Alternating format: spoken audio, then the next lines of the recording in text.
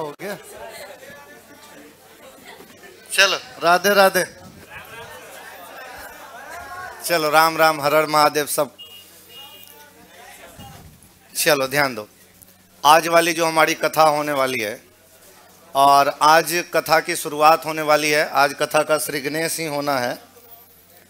तो सबसे पहली चीज, आज हम लोग रीजनिंग का एक नया फाउंडेशन बैच स्टार्ट करेंगे। आप लोग को पता है कि आज 13 तारीख है, तो आज से पहला क्लास होगा। तो सबसे पहले हम लोग थोड़ा सा इंट्रोडक्शन करेंगे कि रीजनिंग के बारे में जानेंगे कि हमें क्या क्या पढ़ना चाहिए, क्या क्या सिलेबस होता है, और किस सब्जेक्ट्स में, किस एग्ज़ाम में, किस टॉपिक से कितना क्वेश्चंस आएगा, इसके बारे में भी जानना बेहद ज़रूरी है। क्योंकि एक बात आप समझ लीजिए पहले, कि अगर कोई भी एग्ज़ाम आप देने जाते हैं तो उस एग्ज़ाम का सिलेबस जितना है, अगर उसका 3 गुना आप तैयारी करें तो वो आपके लिए बेकार हो जाएगा। क्योंकि देखिए, एग्ज़ाम का एक ही मूल मंत्र है। और ये जो पहली बात कि आप जो ये एग्ज़ाम देने जा रहे हैं, ये कोई एग्ज़ाम नहीं है, ये एक युद्ध है, जिस युद्ध को आपको जीतना है। बस ये समझ लीजिए। क्योंकि एग्ज़ाम तब होता था जब आप एकेडमिक क्लास करते थे। जब आपने 10वीं की परीक्षा दी तो तय था कि 30% से ऊपर लाने पर पास करेंगे और 30% से नीचे लाने पर फेल करेंगे। ये फिक्स था। अगर 60% से ऊपर लाएंगे तो फर्स्ट डिवीजन की श्रेणी में आएंगे। एग्जाम का सिलेबस तय था, क्वेश्चंस का पैटर्न तय था, फिक्स था। वो ना तो अप हो सकता था ना डाउन हो सकता था, बराबर है। जो किताबें आपको पढ़ाई जाती थी, उस किताब से आपका डाटा समेत क्वेश्चन लड़ता भी था। लेकिन अब आप आ गए कंपटीशन की दुनिया में। इसका जो सिलेबस का लेवल है वो बड़ा है, और अप डाउन इसमें वेरिएशन होने की संभावना हमेशा रहती है। कभी भी कोई टॉपिक एक्स्ट्रा हो जाता है, कभी भी कोई टॉपिक एक्स्ट्रा ऐड हो जाता है, कोई हट जाता है, कुछ भी परिवर्तन हो जाता है। और ये बिना बताए परिवर्तन होता है, इसमें कोई डाउट नहीं है। तो हमारे लिए पहले ये जानना बेहद ज़रूरी है कि आप जिस एग्ज़ाम्स की तैयारी करते हैं, आपको जो एग्ज़ाम देना है, आपको जो नौकरी प्राप्त करनी है, इस नौकरी को प्राप्त करने का जो आपका उद्देश्य है, उसको आप कैसे पूरा करेंगे। तो एक बात जान लो कि युद्ध का पहला नियम है कि युद्ध को अपने कपार पे मत चढ़ने दो। जिस दिन युद्ध कपार पे चढ़ गया ना, हारना तय है। और अगर युद्ध कपार पे नहीं चढ़ा है, यानी कि आप अपने आप को स्ट्रेस में नहीं लाए हैं, टेंशन में नहीं लाए हैं, तो युद्ध की जीत तय है। आप अपने सामने वाले जो आपके दुश्मन हैं, उन्हें आप आधा तो इस बात पे हरा सकते हो कि सिर्फ आप मुस्कुराते रहो। तो कंपटीशन की दुनिया में पहला काम ये है कि कभी स्ट्रेस में मत आइएगा। क्योंकि पटना में जब आप अकेले रहेंगे तो हो सकता है कि आपको कोई समझाने वाला ना हो, और एक आध एग्जाम में जब फेल करें तो टेंशन में मत आइएगा, क्योंकि फेल करना पड़ेगा। और फेल जब होइएगा तो हो सकता है कि आस पड़ोस के लोग आपकी शिकायत भी करें कि क्या करता है, नहीं करता है, निंदा भी करेंगे। तो मेरे भाई याद रखना, निंदा उसी की होती है जो जिंदा होता है। मुर्दों की कोई शिकायत नहीं करता है, मुर्दों की कोई शिकायत नहीं करता है। तो मेरे भाई, तुम एक योद्धा हो, तुम कभी भी शिकायत से मत घबराना। तुम्हारी शिकायत अगर कोई करे भी तो हम आज तुम्हें एक मंत्र दे रहे हैं। एक सिंपल सा मंत्र है। इस मंत्र का आप रोज पाठ किया करेंगे। इस मंत्र का नाम है ओम इग्नोराय नमः। मतलब इग्नोर कर दो, बस, और कुछ नहीं।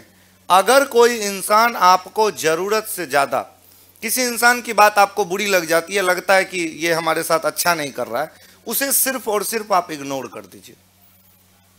सामने वाला ऐसे ही मर जाएगा। तुम सिर्फ उसे इग्नोर करके भूल जाओ और अपने मेहनत के दम पे सिर्फ अपनी तरक्की में अपना समय बर्बाद करो। क्योंकि अगर युद्ध कोई भी हो, कोई हारे कोई जीते, लेकिन यह बात तय है कि नुकसान हर पक्ष को कुछ ना कुछ होता है। इसलिए कहा जाता है कि किसी भी युद्ध में, किसी भी झगड़े में, किसी भी लड़ाई में नुकसान दोनों पक्ष को होता है, हारता दोनों पक्ष है। जो कम नुकसान उठाता है वो विजेता कहलाता है, और जो ज्यादा नुकसान उठाता है वो हार जाता है, वो हारा हुआ पक्ष कहलाता है। नुकसान तो दोनों का होना, किसी का सैनिक ज्यादा मरेगा, किसी का कम मरेगा। तो जिसका सैनिक कम शहीद हुआ वो जीत गया, जिसका ज्यादा वो हार गया। तो नुकसान तो दोनों का ही है। तो इससे बेहतर है कि सीधा इग्नोर करो। जिंदगी में ये इग्नोर करके मुस्कुराते हुए अपने मुद्दे पर मेहनत करना बेहद जरूरी होता है। तो कभी किसी से उलझना मत, किसी भी चीजों को लेकर के मेरे भाई, चाहे वो कोई भी मुद्दा हो। तुम अच्छे मूड में पढ़ाई करने के लिए निकले कि आज समरेश सर का फाउंडेशन बैच स्टार्ट हो रहा है, हम जा रहे हैं क्लास, मजे से पढ़ेंगे, आज सर हमें बताएंगे कि कैसे जिंदगी में तरक्की की जाती है और उस तरक्की को करने में समरेश सर का क्या योगदान रहेगा उसके बारे में समझाएंगे। और तुमको रास्ते में कह दिया, और कलेक्टर साहब कहाँ जा रहे हैं, तुम्हारा दिमाग ऐसे ही खराब हो गया। अब तुम्हारा मूड का कंट्रोल कोई और आदमी कर रहा है। तुम निकले थे घर से अच्छा मूड में और बीच रास्ते में तुम्हें किसी ने कलेक्टर साहब कह के परेशान कर दिया, तो तुम टेंशन में आ गए, स्ट्रेस में आ गए। इसका मतलब क्या है कि तुम्हारे मूड का कंट्रोल किसी और के पास है। जब तुम्हारा खुद का शरीर तुम्हारे कंट्रोल में नहीं है तो बेटे एक बात बताओ कि पूरा डिस्ट्रिक्ट कैसे कंट्रोल करोगे? कोई पंचायत मिलेगा कैसे कंट्रोल करोगे? कोई प्रखंड को कैसे कंट्रोल करोगे? कैसे स्टेट कंट्रोल करोगे? तुम्हारा खुद का शरीर तुम्हारे कंट्रोल में नहीं है। गुस्सा कब करनी है, कब गर्म होना है, कब ठंडा होना है, सामने वाला क्यों डिसाइड करेगा? हम डिसाइड करेंगे। मैं गुस्सा करूंगा, अभी पढ़ने जा रहा हूं, बाद में लिख लिया है, डायरी में नोट कर लिया, बाद में जानेंगे। तो इसलिए तुम अपने शरीर पे भी कंट्रोल रखना, मेहनत करते जाओ मेरे भाई, तुम्हें सफलता जरूर मिलेगी। क्योंकि जो सफलता होती है ना, उस सफलता का कोई तोड़ नहीं है। पेज पे नहीं है, डायरेक्ट। तो हम लोग सिलेबस के बारे में थोड़ा सा जानेंगे कि आपको क्या क्या मैं पढ़ाने वाला हूं। बाकी चूंकि आप लोग को पता है कि आपको 4 वॉल्यूम की किताब मिलेगी, 4 वॉल्यूम की आपकी किताब मिलने वाली है। तो सिंपल सी बात है कि ये चारों का चारों वॉल्यूम अभी आपको ऑफिस से प्राप्त नहीं करना है। आप वॉल्यूम नंबर 1 प्राप्त कर लीजिएगा, वर्बल वॉल्यूम 1, चूंकि वहीं से आज हम लोग जर्नी को स्टार्ट करेंगे। तो सारे बच्चे अपने ऑफिस में जा करके वर्बल वॉल्यूम 1 को प्राप्त कर लीजिएगा। तो यहाँ पर हम लोग थोड़ा सा आ जाते हैं अपने सिलेबस के पास कि आपको क्या क्या पढ़ाऊंगा मैं, यहाँ पर आपको क्या क्या जानना है, क्या क्या सीखना है। ध्यान दीजिएगा थोड़ा सा। देखिए ये आपका रीजनिंग का सिलेबस है, जो हो सकता है आपको इंक्वायरी के दौरान आपको दिया गया होगा। तो हम लोग यहाँ पर इस चीज़ को समझेंगे। देखिए सबसे पहले रीजनिंग के अंतर्गत आपको 3 पार्ट्स में इसे बांट लेना है और 3 चीज़ों को इसे पढ़ने का काम करना है। इसमें जो पहला चीज़ आपको पढ़ना पड़ेगा वो सबसे पहले आप पढ़ेंगे वर्बल रीजनिंग। सबसे पहले क्या पढ़ेंगे भाई साहब? वर्बल मतलब भाषिक होता है। वर्बल का मतलब क्या होता है? तो सबसे पहले हम लोग पढ़ेंगे वर्बल रीजनिंग। वर्बल रीजनिंग के बाद चलेगा एनालिटिकल रीजनिंग। वर्बल रीजनिंग के बाद क्या चलेगा? Analytical reasoning. और एनालिटिकल के बाद क्या चलेगा? Non verbal. देखिए आप भारत में होने वाले किसी भी एग्जाम्स में बैठेंगे, रेलवे हो, बैंक हो, एसएससी हो, यूपीएससी हो या किसी प्रकार का स्टेट पीसीएस हो, भारत में जितना भी कंपटीशन का एग्जाम होता है उसमें से जिसमें भी रीजनिंग आती है, वर्बल रीजनिंग वो सारे एग्जाम्स में आपको पूछा जाएगा। चाहे आप कमीशन में बैठिएगा तो, या फिर आप किसी भी एग्जाम्स में बैठिए, रेलवे बैठिए, बैंक बैठिए, एसएससी बैठिए, आपको सारे के सारे एग्जाम्स के लिए ये कंप्लीट वर्बल तैयार करना है। बात अगर मैं एनालिटिकल सेक्शंस की करूं तो आपका जो ये एनालिटिकल का पार्ट है, आपका जो ये एनालिटिकल का पार्ट है, अगर आप बैंक का एग्जाम दीजिएगा तो बैंकिंग के मेंस के एग्जाम्स में एनालिटिकल का 10 नंबर का क्वेश्चन आएगा। ऑनलाइन वाले बच्चे ध्यान से सुनिएगा, हम लोग लाइव हो चुके हैं, सारे के सारे बच्चे ध्यान दीजिएगा। अंकित, कुंदन, अनीस, शिवानी, राहुल, विकास, आकाश, सारे बच्चे ध्यान दीजिएगा। मैंने आपको कहा कि अगर आप किसी भी एग्जाम्स में तैयारी करेंगे तो वर्बल आपको पढ़ना है और वर्बल आपको पूछा जाएगा। बैंकिंग के मेंस का एग्जाम अगर आप देने जाएंगे तो आपसे एनालिटिकल रीजनिंग पूछा जाएगा। मेंस में 10 क्वेश्चन पूछेगा, प्री में नहीं पूछेगा, यह बात याद रखिएगा। अगर आप एसएससी सेगमेंट का एग्जाम देने जा रहे हैं तो एसएससी में एनालिटिकल का मात्र 3 चैप्टर पूछता है। स्टेटमेंट एंड एजम्पशन जिसको बोलते कथन एवं पूर्वधारणा, स्टेटमेंट एंड कंक्लूजन जिसको बोलते कथन एवं निष्कर्ष, और स्टेटमेंट एंड आर्गुमेंट जिसको बोलते हैं कथन एवं तर्क। इस 3 चैप्टर में से 1 या 2 क्वेश्चंस आपको एसएससी के जितने भी एग्जाम्स होते हैं SSC CGL, SSC CPO, CHSL. अभी सीएचएसएल का फॉर्म आ गया है, आप लोग भरे भी होंगे, भरे हैं ना? हाँ, जो नहीं भरे हैं वो भर दीजिएगा। अगर 18 साल एज हो गई हो तो +2 तो आप जरूर पास होंगे, क्योंकि हमारे क्लास में आने का मिनिमम मतलब है कि आप +2 पास होंगे। बिना +2 पास किए तो आप हमारे यहाँ आए नहीं होंगे। तो निश्चित रूप से आप उसे भर दीजिएगा अगर आपकी एज है तो इस चाहे सीएचएसएल हो, एमटीएस हो या जीडी हो, बाकी ये सारे के सारे टॉपिक अगर आप रेलवे में बैठिएगा तो रेलवे के पीटी और मेंस इन दोनों एग्जाम्स में ये बातें आपसे पूछी जाएगी। कंप्लीट एनालिटिकल रेलवे पूछेगा, बैंक केवल मेंस में पूछेगा, रेलवे पीटी और मेंस दोनों में पूछेगा, जिसको हम लोग CBT 1 और CBT 2 कहते हैं। यानी कंप्यूटर बेस्ड टेस्ट 1 और कंप्यूटर बेस्ड टेस्ट 2, इन दोनों में आपसे ये पूछा जाएगा पूरा। नॉन वर्बल बैंकिंग के सिलेबस से निकाल दिया गया है। एसएससी के सिलेबस में नॉन वर्बल हैं अभी, तो एसएससी के एग्जाम्स में नॉन वर्बल आपको पूछा जाएगा और साथ ही साथ आपको रेलवे में पूछा जाएगा। बिहार एसएससी तक में तो 15 को नॉन वर्बल दे देता है। सेंट्रल एसएससी में, भारत सरकार की जो एसएससी है, उस एसएससी में आपसे 2 से 3 क्वेश्चन तक पूछे जा सकते हैं। तो इसलिए आप इस बात पे ध्यान दीजिएगा। थोड़ा सा हम लोग 5 मिनट के अंदर इस पूरे सिलेबस के कुछ चैप्टर्स को जानेंगे और उसके बाद हम लोग क्लास को स्टार्ट करेंगे। कोई प्रॉब्लम है? बोलो भाई, हाँ या ना?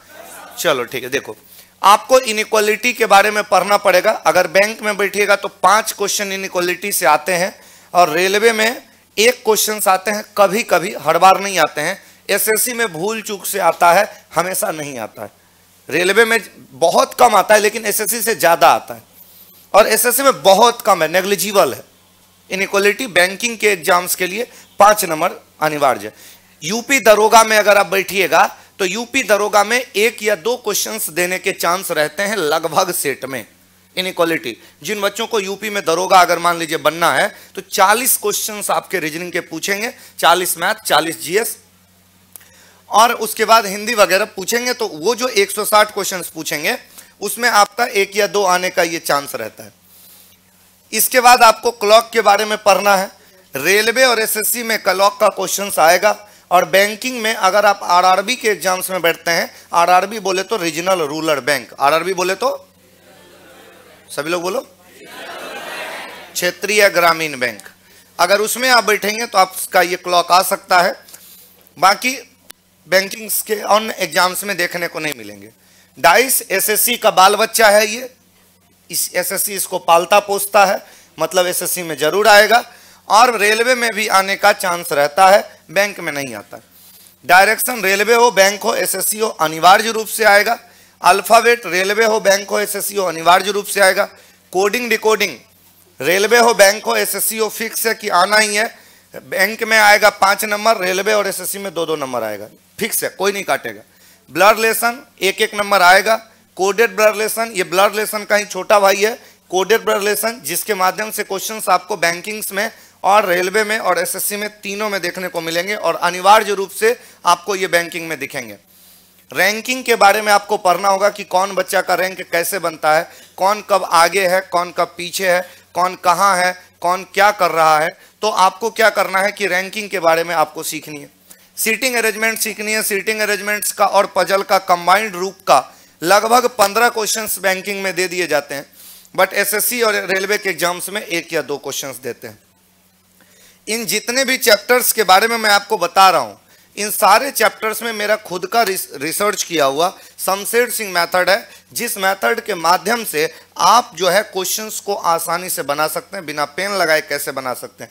जैसे खास करके जब आप सीटिंग अरेंजमेंट के एग्जाम्स में आएंगे, चूंकि ये सब क्वेश्चन ऐसा है कि एक बड़ा सा क्वेश्चन देता था और आगे 2-3 क्वेश्चंस दे देते थे, तो बच्चों को बड़ी आसानी होती थी कि एक क्वेश्चन सॉल्व किया तो 3 को बन गया तो 3 नंबर आ गया, एक क्वेश्चन सॉल्व किया 3 बन गया 3 नंबर आ गया। आजकल क्या किया, नया ट्रेंड चला, रेलवे ने नया ट्रेंड चलाया और रेलवे का देखा देखी एसएससी ने भी चलाया। क्या किया कि एक क्वेश्चन 1 नंबर, इतना बड़ा रहे इतना बड़ा रहे, कोई प्रॉब्लम नहीं। और पतली गली से नॉर्मलाइजेशन भी हटा दिया। पहले नॉर्मलाइजेशन होता था, अगर आप बड़ा क्वेश्चन सॉल्व करते हो तो उसमें हिडन नंबर होते थे जो आपको बाद में मिलते थे। ठीक है ना। तो अब उसको भी हटा दिया, कोई नॉर्मलाइजेशन नहीं, रॉ मार्क्स जो है वो है फाइनल, फुल एंड फाइनल, कोई नॉर्मलाइजेशन नहीं होगी। तो इसका मतलब ये हुआ मेरे भाई कि अगर आपसे एक ही क्वेश्चन पूछेगा तब उस क्वेश्चन का जवाब आप कैसे आसानी से दे पाएंगे, उसके बारे में हम लोग यहां पर चर्चा करेंगे। और वहां पर शमशेर सिंह मेथड आपके लिए वरदान साबित होगा, वहां पर आपके लिए शमशेर सिंह मेथड वरदान साबित होगा, यानी मेरा खुद का रिसर्च किया हुआ रूल। एनालॉजी चलेगा, सीरीज, एनालॉजी और क्लासिफिकेशन। ये एसएससी का जो है ना, समझिए कि छोटकी बेटी है। छोटकी बेटी मतलब सबसे प्यारी। कोई भी इंसान अपनी बाप जो होता है ना, कोई भी बाप हो सकता है बेटा को कभी पीट दे, बेटी को कभी नहीं पीटते। पिताजी कभी बेटी को नहीं पीटते हैं, और उसमें भी अगर सबसे छोटी हो तो और ज्यादा प्यार करते हैं। बोलो हाँ या ना। बालिकाओं को इसका अनुभव होगा, अनुभव तो बालकों को भी होगा, पता होगा। हाँ, चूंकि आप जिस एज में, आपके भी भतीजे भतीजी हो गए होंगे, और नहीं हो गए होंगे तो अंडर प्रोसेस होंगे। अच्छा, नहीं होंगे, खुद के प्रोसेस में क्या? नहीं, कुछ बच्चे खुद के प्रोसेस में लगे हुए भी हो सकते हैं। चलिए, तो इससे आपका एसएससी में लगभग 5 क्वेश्चंस आने का चांस रहता है, तो आप इस पे विशेष फोकस करेंगे। लॉजिकल अरेंजमेंट एक क्वेश्चन आएगा, वेन डायग्राम, सिलॉक्स हो गया, सेलोलिंग जिसको बोलते हैं, कैलेंडर, मिसिंग नंबर, ये सब मिसिंग नंबर वगैरह जो है ये एसएससी के लिए बहुत ज़्यादा इंपॉर्टेंट है। रेलवे के लिए भी मैथमेटिकल रीजनिंग एक क्वेश्चन तो अनिवार्य है, कोई काटेगा ही नहीं, एक क्वेश्चन हर सेट में रहेगा, फिक्स है, चेंज नहीं हो सकता। रेलवे में भी क्यूब, क्यूबाइट, ये कभी कभी आता है। इनपुट आउटपुट जो है बैंकिंग में 5 नंबर का आएगा, रेलवे में कभी कभी आता है, एसएससी में नहीं आता है। यूपी दरोगा में आता है, बिहार दरोगा में नहीं आता है। मैट्रिक्स 1 नंबर का क्वेश्चन सीजीएल में जरूर रहेगा, रेलवे और बाकी एग्जाम्स में कभी कभी। सीजीएल में फिक्स है मैट्रिक्स एक क्वेश्चन। डाटा सफिशिएंसी जो है, हालांकि इस बार थोड़ा कम देखने को मिला है, ठीक है, वैसे पिछली बार से फिक्स था, लेकिन इस बार किसी किसी सेट में दिखा और किसी किसी सेट में नहीं दिखा, तो इस बात पे भी ध्यान दीजिएगा। कहां पे? पूरे चैप्टर्स के आगे अगर आप चैप्टर्स का नाम लिखोगे तो झूठे मूठों का गड़बड़ा जाएगा, तो उसके लिए टेंशन मत लो बाबू। आप जो एग्जाम देने जाओगे, चूंकि बैच का नाम है फाउंडेशन बैच, अगर कोई चैप्टर कभी भी आता है, एक बार भी आता है, तो हम वो आपको पढ़ा के भेजेंगे। हम वो आपको माना कि मैट्रिक्स कभी कभी अगर आ रहा है एमटीएस के एग्जाम्स में, लेकिन फिर भी हम आपको पढ़ा के भेजेंगे, इसलिए क्योंकि वो कभी कभी ही अगर आप जब देने गए तभी हो गया तब, क्योंकि कहते हैं किस्मत खराब होता हवाई जहाजों पे चढ़ के कुत्ता काट लेता है। हालांकि ये जोक अब पुराना हो गया है और इसका कोई प्रचलन नहीं है, और चूंकि ये प्रैक्टिकल है, क्योंकि हवाई जहाज में लोग कुत्ते का यात्रा करवाते हैं, नहीं करवाते?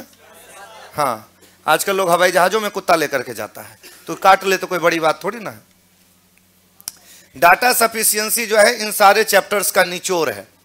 उसके बाद सारे चैप्टर्स में का एक लास्ट चैप्टर चलेगा, सब चैप्टर को मिला करके एक चैप्टर आपको पढ़ना पड़ेगा, जिसका नाम होगा डाटा सफिशिएंसी। क्या नाम होगा?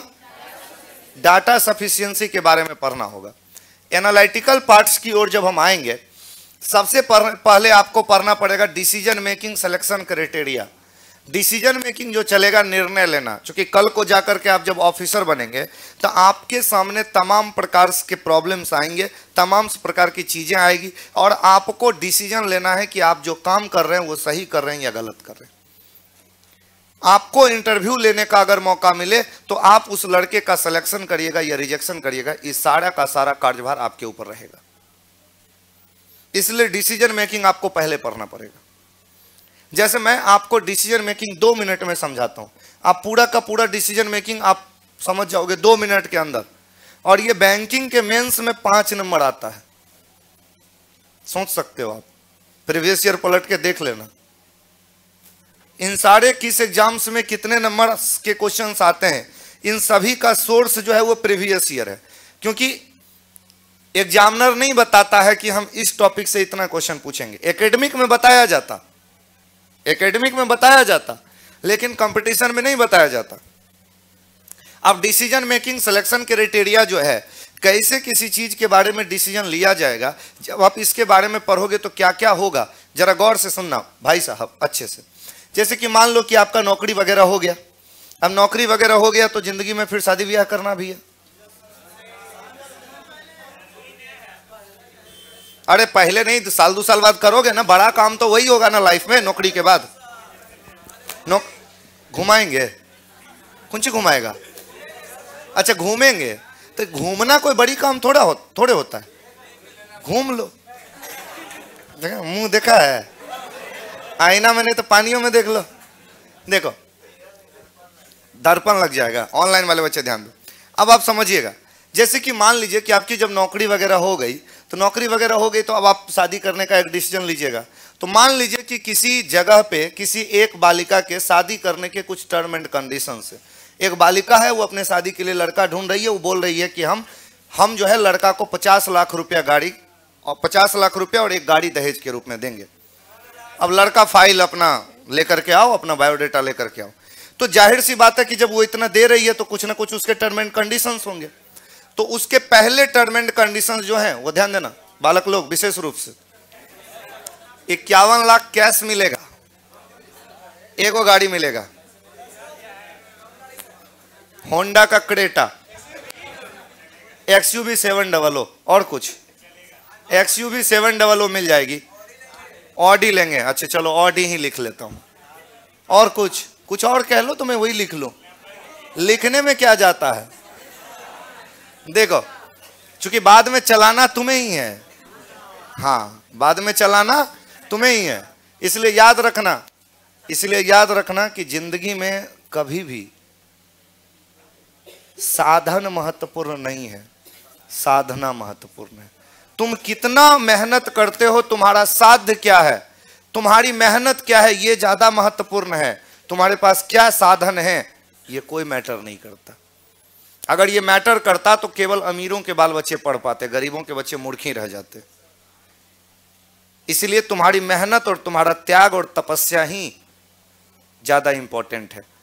चलिए आइए, लड़कों के फाइल का पहला कंडीशन है, ऑनलाइन वाले बच्चे ध्यान दीजिएगा, ये मैं मजाक नहीं आपको कर रहा हूं, मैं डिसीजन मेकिंग आपको समझा रहा हूं। क्योंकि बात ऐसी है तो आपको 1 मिनट में दिमाग में आ जाएगी, इसलिए मैंने आपको एग्जाम्पल ऐसा दिया। चलो भाई देखो, पहला कंडीशंस दिया कि लड़के के पास में सरकारी नौकरी होना चाहिए। फिर आगे कोई बात करना, अगर है तो चलो आगे, नहीं तो निकलो। पहला कंडीशन सरकारी नौकरी। दूसरा कंडीशन सैलरी जो है वो 70,000 प्लस होनी चाहिए, फिर आवेदन करो, नहीं तो आवेदन भी नहीं कर सकते। तीसरा टर्म एंड कंडीशन, ग्रेजुएशन में 60% से ज्यादा होना चाहिए। तीसरा कंडीशन, हाँ ठीक। चौथा कंडीशन, लड़के के पास में 10 बीघा जमीन होनी चाहिए। पांचवा कंडीशंस,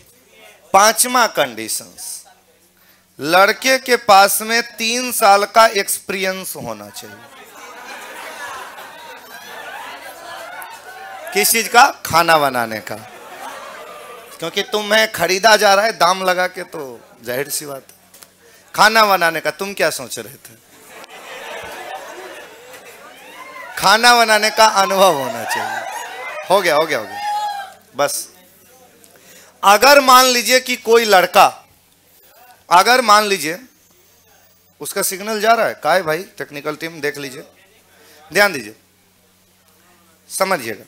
अगर किसी लड़के के पास में ये चीजें हैं तो इसको बोलते हैं हम लोग बेसिक इंफॉर्मेशन। क्या बोलते हैं? अगर कोई लड़का इन बेसिक इंफॉर्मेशन को पूरा करेगा तो हम लोग सीधा सीधा बोलेंगे कैंडिडेट कैन बी सेलेक्टेड। और अगर नहीं पूरा करेगा तो जाहिर सी बात है जिसके पास में ये चीजें नहीं होगी, ब्याह तो उसका भी होगा, तो उसके लिए जुगाड़ लगाया जाएगा। क्या लगाया जाएगा? जुगाड़। तो जुगाड़ लगाने के लिए लड़कों के पास जो सबसे सस्ता और सबसे अच्छा साधन होता है वो होती है उसकी भाभी। उसी के पास जाकर के लड़के सबसे पहले कहते कि भौजी कहीं जुगाड़ लगाइए ना। बोलो हाँ या ना? तो जुगाड़ लगाते हैं लड़के अपनी भाभी के पास। यानी कि जुगाड़ नंबर ए है कि अगर लड़के के पास सरकारी नौकरी नहीं हो, यानी कि अगर लड़का 1 में फेल हो जाए, अगर लड़का 1 में क्या हो जाए? फेल हो जाए। अगर फर्स्ट में फेल हो जाए, लेकिन अगर उस लड़के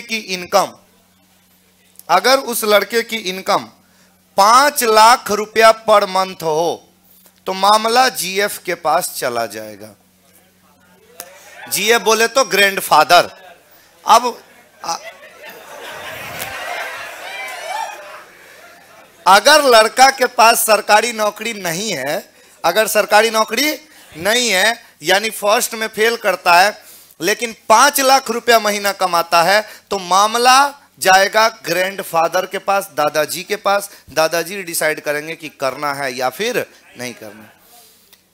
जुगाड़ नंबर बी, अगर 4 में फेल हो जाए यानी कि उसके पास जमीन नहीं हो लेकिन पिताजी नौकरी करते हो, अगर पिताजी नौकरी करते हो तो मैटर जो है वो फाइल ट्रांसफर हो जाएगा जीएम के पास। जीएम बोले तो grand mother.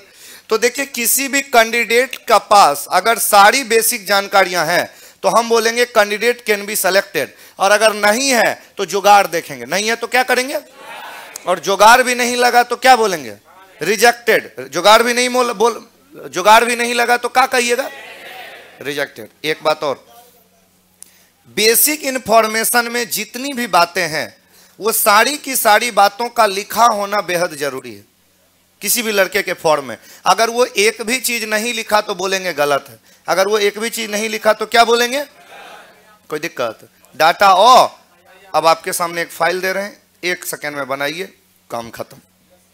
Rajiv Chandra bank में, भारतीय स्टेट बैंक में प्रोबेशनरी ऑफिसर है जिसकी मासिक वेतन 80,000 रुपया पर महीना है। पास की फेल, सरकारी नौकरी पास, सैलरी पास, कोई दिक्कत। पिछले साल ग्रेजुएशन में जब उसने ग्रेजुएशन किया था तो ग्रेजुएशन में उसे 65% अंक मिले। उसके पास में 4 बीघा जमीन है तथा पटना में तैयारी करने के दौरान पिछले 4 सालों का उसे खाना बनाने का अनुभव प्राप्त है। सब में पास किया, फेल किस में किया। राजीव चंद्रा के पिताजी भारतीय रिजर्व बैंक में क्लर्क के पद पे कार्यरत है, गवर्नर है, क्लर्क के पद पे क्या है, कार्यरत है।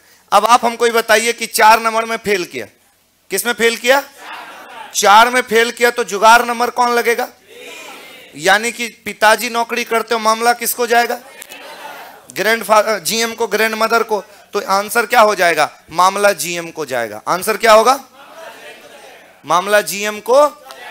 कोई दिक्कत है, इसको बोलते हैं एडिशन।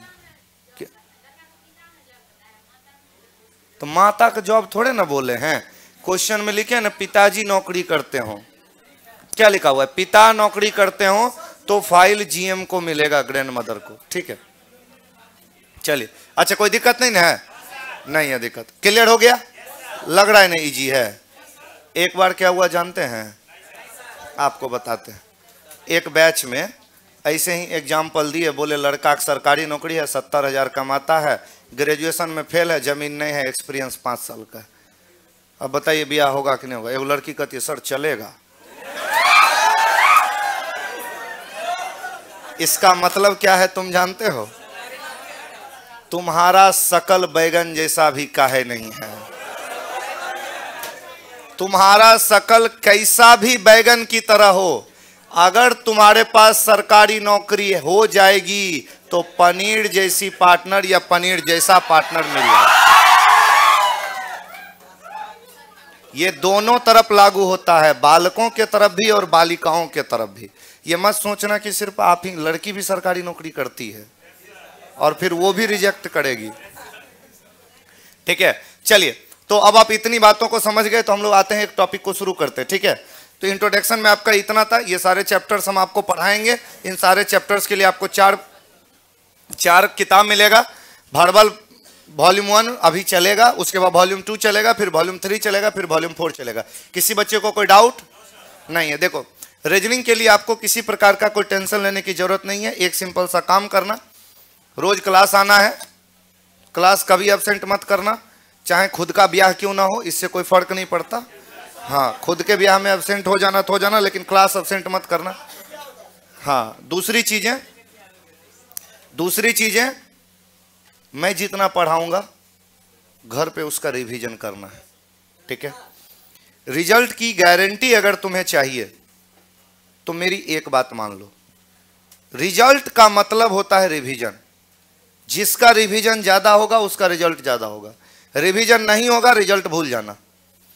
मैथ और रीजनिंग इन दोनों का रिवीजन 3 बार करिएगा, जीके जीएस का रिवीजन 5 बार करिएगा, और अगर हिंदी मीडियम के लड़के हैं तो अंग्रेजी का रिवीजन 6 बार करिएगा, और अगर इंग्लिश मीडियम के स्टूडेंट हैं तो अंग्रेजी का रिवीजन 3 बार करिएगा। आपका रिजल्ट कोई नहीं काटेगा। 50 किताब पढ़ने की कोई जरूरत नहीं है। मैं आपको जितना किताब दिया हूं आप उसको 3 बार बना लेना। आपको जिस टीचर के यहाँ पढ़ने जा रहे हैं मैथ, उदय सर आपको 3 बजे मैथ पढ़ा रहे हैं, आप उन उदय सर का जो किताब आपको मिला है वो 3 बार बस बना लीजिएगा, ठीक है। आपका रिजल्ट कभी नहीं रुकेगा, हर कंडीशन में चाहे कुछ भी हो जाए आपका रिजल्ट आप आएगा। बस ये रूल फॉलो करना है। 3 revision, math reasoning 3 revision, GK GS 5 revision, Hindi medium वालों के लिए इंग्लिश 6 रिवीजन, और अंग्रेजी मीडियम वालों के लिए अंग्रेजी 3 रिवीजन। रिजल्ट की ये गारंटी है। अगर आप ये नहीं करोगे तो रिजल्ट के लिए आपको अटकना पड़ेगा, लटके रहना पड़ेगा।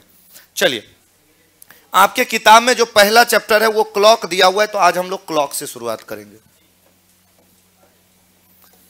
क्लॉक यानी कि आज हम लोग घड़ी से इस कथा की शुरुआत करेंगे। आप लोग इस घड़ी के बारे में ध्यान से देखिएगा। आज जो हम लोग क्लॉक के बारे में पढ़ेंगे यानी कि घड़ी के बारे में पढ़ेंगे, सारे बच्चे ध्यान दीजिएगा, ऑनलाइन वाले बच्चे। एक बालक का नाम में मोबाइल नंबर है, अपना नाम में नाम रखो बाबू, एडिट कर लो, ठीक कर लो, एडिट करके अपना नाम लिख लो मोबाइल नंबर के हटा के। हालांकि कोई नहीं देखेगा, सिर्फ हम ही देखेंगे, कोई नहीं देखेगा, सिर्फ मैं देखूंगा, और कोई नहीं। आपका कमेंट मेरे अलावे कोई नहीं देखता है, ध्यान दो। अच्छा, तुमको भी दिखता है? अच्छा, चलो अच्छी बात है, ध्यान देना। सबसे पहली चीज आपको कुछ नहीं लिखना है, समझना है। देखिए, जो घड़ी होती है, इस घड़ी में आपने पहले के जमाने में घड़ी जो देखा होगा वो सब का सब गोल होता था, लेकिन आज के जमाने में घड़ी हर डिजाइन में मिलता है। आप जिस डिजाइन का खोज लो आप उसी डिजाइन में घड़ी मिल जाएगा आपको। लेकिन घड़ी बेचने वाला दुकानदार कहता है कि गुरुजी घड़ी कोनो डिजाइन के खरीदिए, उसका कांटा घूमेगा गोले गोल, वो कभी डिजाइन में घूमता नहीं है, तो उसका कांटा जो है वो हमेशा गोले गोल घूमेगा। तो अगर मान लीजिए कि कोई घड़ी है, तो इस घड़ी में अगर मिनट वाली सुई जो कि अभी 12 पे है, अगर ये पूरा का पूरा एक राउंड घूम जाए, तो पूरा का पूरा एक राउंड अगर घूम जाए तो ये मिनट के रूप में कितना मिनट होगी? मिनट के रूप में हो जाएगी 60 मिनट। यानी मिनट की सुई, जिसे कि हम लोग मिनट से हैंड बोलते हैं, मिनट की सुई यानी कि जिसे हम लोग क्या बोलते हैं?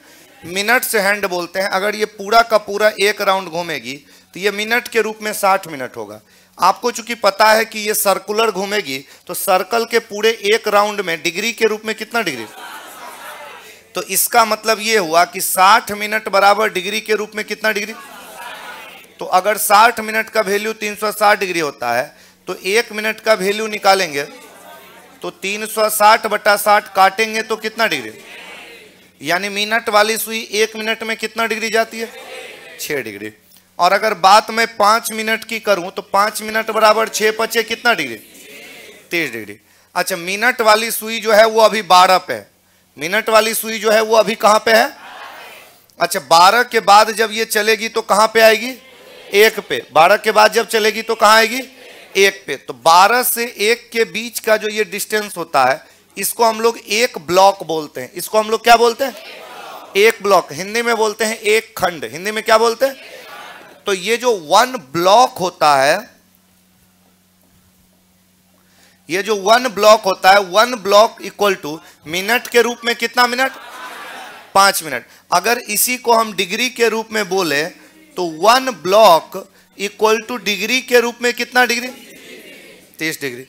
अगर मान लीजिए कि आपको पूछा कि 1 मिनट बराबर, तो आपने तुरंत बोला 6। तो अगर कहता कि 10 मिनट बराबर, तो 15 मिनट बराबर, और 30 मिनट बराबर 100। इसमें आपको किसी तरह का कोई प्रॉब्लम है क्या? यानी मिनट की सुई अगर पूरा राउंड घूमेगी तो मिनट में कितना मिनट? मिनट में कितना मिनट? 60 मिनट। डिग्री में यानी 60 मिनट बराबर, तो 1 मिनट, 5 मिनट, 10 मिनट, 15 मिनट और 30 मिनट। कोई प्रॉब्लम नहीं है ना? चलिए, अब मान लीजिए कि बात हम करें घंटे की सुई की। बात हम लोग किसकी करें? भाई साहब, जो घंटे की सुई होगी, अभी अगर मान लीजिए 5 पे है, अभी मान लीजिए कहां पे है, अगर ये पूरा का पूरा एक राउंड घूम के, ध्यान दीजिएगा, अगर ये पूरा का पूरा एक राउंड घूम के, ऑनलाइन वाले सारे बच्चे ध्यान दीजिएगा, अगर ये पूरा का पूरा एक राउंड घूम के वापस 5 पे आ जाए तो घंटे के रूप में कितना घंटा? 12 घंटा। तो ये 12 घंटा आएगा, और 12 घंटा में चूंकि पूरा राउंड घूमेगा तो सर्कुलर घूमेगा, तो डिग्री के रूप में कितना? तो यानी 12 घंटा में 360 डिग्री, तो 1 घंटा बराबर 360/12, काटेंगे 12 तिया, यानी कि 1 घंटा में ये कितना डिग्री जाएगी? कोई प्रॉब्लम? अच्छा, 1 घंटा को मिनट में क्या कहिएगा? 60 मिनट में अगर 30 डिग्री जाती है तो 1 मिनट में कितना जाएगी? 30/60 करेंगे तो 1/, डायरेक्ट लिख दूं, 1/ कितना डिग्री? कोई प्रॉब्लम है क्या? यानी घंटे वाली जो सुई है वो 1 मिनट में क्या डिग्री? आधा डिग्री। 1 मिनट में कितना डिग्री है? तो 1 मिनट में हाफ डिग्री, तो 5 मिनट में, 5 मिनट में 2.5 डिग्री, 10 मिनट में, 15 में, 20 में, 30 में, 40 में, 50 में, 60 में। कोई प्रॉब्लम है? ये तो याद ऐसे ही रह जाएगा, इसको छापिए।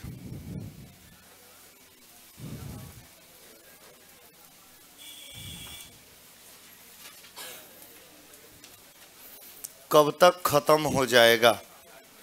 8 महीना। आज से 8 महीना गिन लीजिए। अगस्त में, हाँ।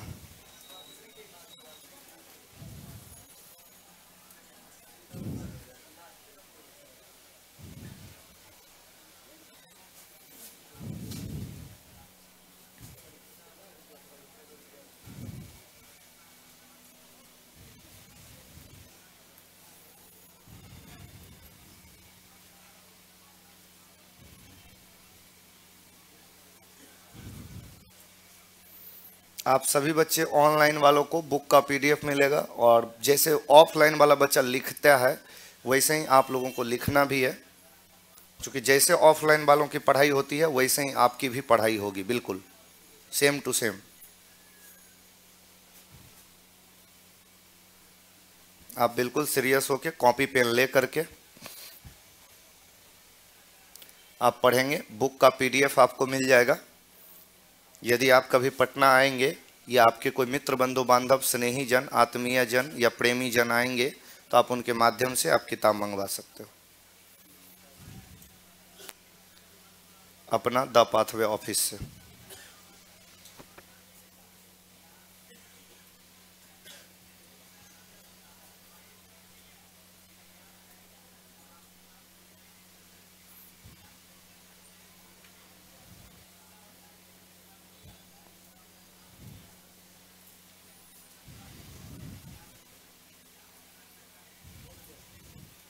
हो गया?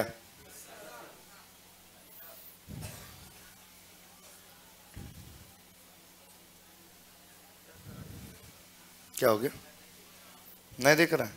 दिख रहा?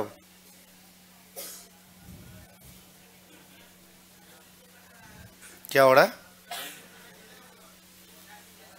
उसमें? कहाँ कट रहा है? वो जो दिख रहा है ना आपको, हमें भी यहाँ दिख रहा है।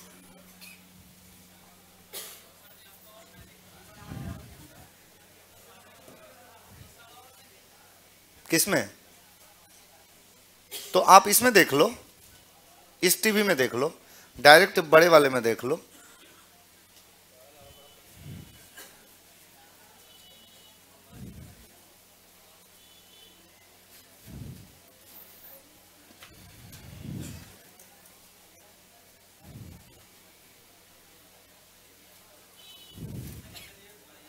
हो गया? चलो ठीक है, देखो अब आप लोग लिखेगा टाइप 1 जिसका नाम है एंगुलर डिस्टेंस, कोणीय दूरी। लिखेगा टाइप 1 एंगुलर डिस्टेंस, कोणीय दूरी। टाइप 1 एंगुलर डिस्टेंस यानी कि कोणीय दूरी। टाइप 1 एंगुलर डिस्टेंस, कोणीय दूरी।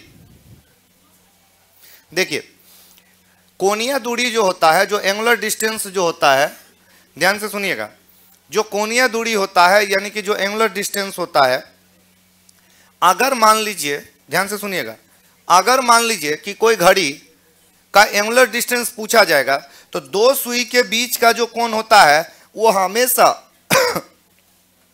360 डिग्री से छोटा होता है। लेकिन अगर किसी एक सुई का एंगुलर डिस्टेंस अगर मान लीजिए पूछा जाए तो जैसे कि एक राउंड घूमने पर अगर 360 डिग्री हुआ तो 5 राउंड घूमेगा तो 360 गुना 5 1800 डिग्री होगा। क्योंकि डिस्टेंस का मतलब होता है आपने जो भी ट्रेवल किया वो सारा का सारा काउंट होगा। तो इसका मतलब ये हुआ कि कोणीय दूरी जो होता है उसका वैल्यू 360 डिग्री से ज्यादा भी हो सकता है और 360 डिग्री से कम भी हो सकता है। ये उस पे निर्भर करता है कि आप जिस सुई का निकाल रहे हो, जिस हैंड्स का निकाल रहे हो, वो कितना बार टर्न किया है। बोलो भाई साहब हाँ या ना? तो स्टार देके बस इस बात को आप लिख दो और एक क्वेश्चन पे आ रहा हूं मैं। लिखिएगा एंगुलर डिस्टेंस का वैल्यू यानी कोणीय दूरी का मान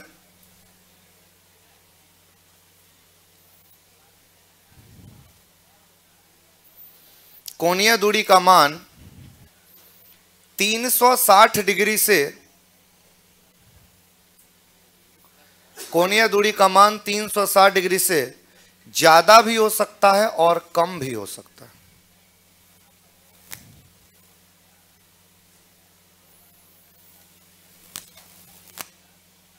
तीन 360 डिग्री से ज्यादा भी हो सकता है और कम भी हो सकता है। यह 360 डिग्री से ज्यादा भी हो सकता है और कम भी हो सकता है। यह उस सुई के रोटेशन पर डिपेंड करता है। यह उस सुई के रोटेशन पर निर्भर करता है। यह उस सुई के रोटेशन पर निर्भर करता है। घुमाओ, घूमने पर निर्भर करता है। हो गया? चलिए एक क्वेश्चन लिखिएगा। 4 घंटे 11 मिनट में 4 घंटे 11 मिनट में 4 घंटे 11 मिनट में एग्जाम्पल 4 घंटे 11 मिनट में किसी घड़ी की 4 घंटे 11 मिनट में किसी घड़ी की घंटे की सुई कुल कितनी कोणीय दूरी चलेगी? घंटे की सुई कुल कितनी कोणीय दूरी तय करेगी, यानी कितना एंगुलर डिस्टेंस ट्रेवल करेगी? घंटे की सुई कुल कितनी कोणीय दूरी तय करेगी? चलिए बताइए। आप बना सकते हो तो बनाओ, बढ़िया बात।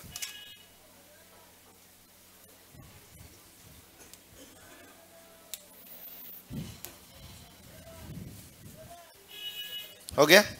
चलिए सारे बच्चे बनाइएगा। सवाल है कि 4 घंटे 11 मिनट में 4 घंटे कितना मिनट 11 मिनट में किसी घड़ी की घंटे वाली सुई कुल कितनी कोणीय दूरी तय करेगी? देखिए ध्यान दीजिए, सारे के सारे बच्चे ध्यान से सुनिएगा। अभी हमने आपको पढ़ाया कि जो घंटे, सारे बच्चे ध्यान देना, अभी मैंने आपको पढ़ाया कि घंटे की जो सुई होती है वो 1 घंटे में कितना डिग्री, तो 1 घंटे में 30 डिग्री, तो इसका मतलब ये हुआ कि 4 घंटे में 30 चौके 120 डिग्री। और 1 मिनट में आपको हम ये बोले हैं कि घंटे की जो सुई होती है वो 1 मिनट में कितना डिग्री, तो 1 मिनट में आधा डिग्री, तो 11 मिनट में 11 का आधा कितना हो जाएगा 5.5, तो कुल मिलाकर के ये हो जाएगा 125.5 डिग्री। क्लियर हुआ? नेक्स्ट क्वेश्चन देंगे तो गलती नहीं करिएगा, पहले लिख लीजिए। ये हम आपको बता चुके हैं कि जो घंटे की सुई होती है वो 1 घंटे में जाती है 30 डिग्री और 1 मिनट में जाती है हाफ डिग्री। बस इसी को हमने यहां पर निकाला। ये सेम सवाल यूपीएससी 2011 में पूछा गया है, यही सवाल प्रीवियस ईयर खोल के देख लीजिएगा। इतना आसान, क्योंकि पहले जब नया नया कोई भी चीज ऐड होता है तो उसका लेवल थोड़ा डाउन रहता है। 2011 पूछे हुए 11 साल हो गया। नहीं, डिग्री जो होती है वो दशमलव के रूप में होती है, यहां सेकंड कहां से आएगा? रहेगा, धीरे धीरे रहेगा। आप कुछ भी नया नहीं सोच पाओगे जो मैं ना पढ़ाऊं, ठीक है? आप चिंता मत करो उसकी। एक क्वेश्चन और लिखो, लिखिएगा 6 घंटे 17 मिनट में 6 घंटे, ऑनलाइन वाले सारे के सारे बच्चे जवाब दीजिएगा, ठीक है? अपना कमेंट करेंगे, मैं देख रहा हूं यहां। 6 घंटे 17 मिनट में किसी घड़ी की मिनट वाली सुई, 6 घंटे 17 मिनट में किसी घड़ी की मिनट वाली सुई, किसी घड़ी की मिनट वाली सुई, किसी घड़ी की मिनट वाली सुई कुल कितनी कोणीय दूरी तय करेगी?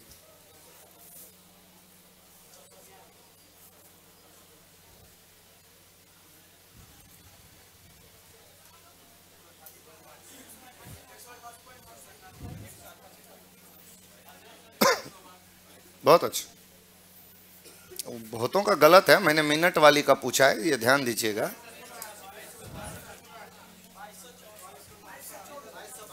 बाईस सौ 2262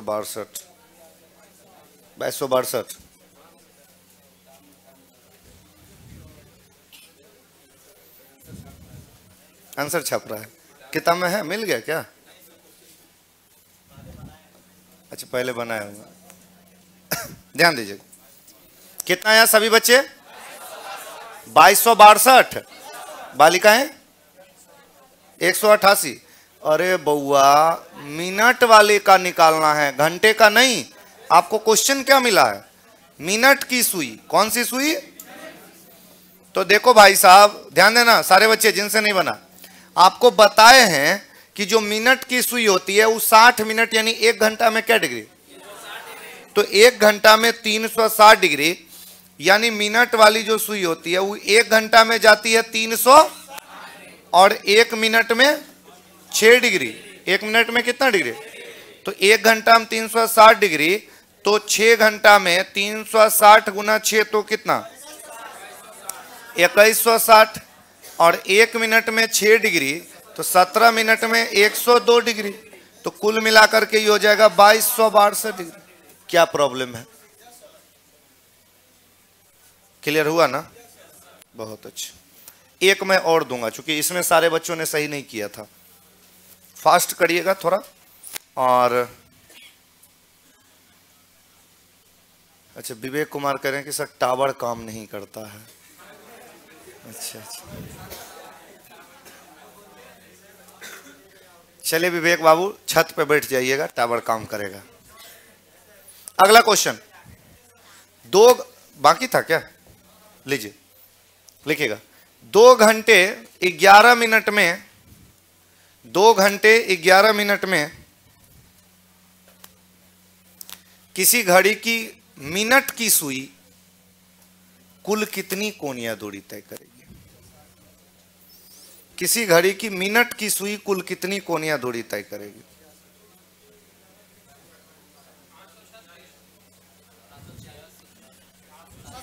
बहुत अच्छा, बहुत अच्छा। कितना हो जाएगा? 786। बहुत अच्छा, सभी लोग बनाइएगा। कितना है? 2 घंटा 11। सभी लोग बनाइएगा। 2 घंटे 11 मिनट में किसी घड़ी की मिनट की सुई कुल कितनी कोणीय दूरी तय करेगी? 786। वाह, अति उत्तम। कितना है पीछे वाले बच्चे? 786 ना? और किसी का कुछ नहीं है? देखो, आपको पता है कि 1 घंटे में जाती है 360 डिग्री, तो 2 घंटे में 700, और 1 मिनट में 6 डिग्री, तो 11 मिनट में 66 डिग्री। तो कुल मिलाकर के 700 कितना? क्लियर हो गया आज की सेवा? तो आज की सेवा आपकी समाप्त हो गई। हम आपसे मिलेंगे कल की कथा में, और तब तक के लिए आप सभी लोगों को बाय बाय भाई लोग, कल मिलेंगे।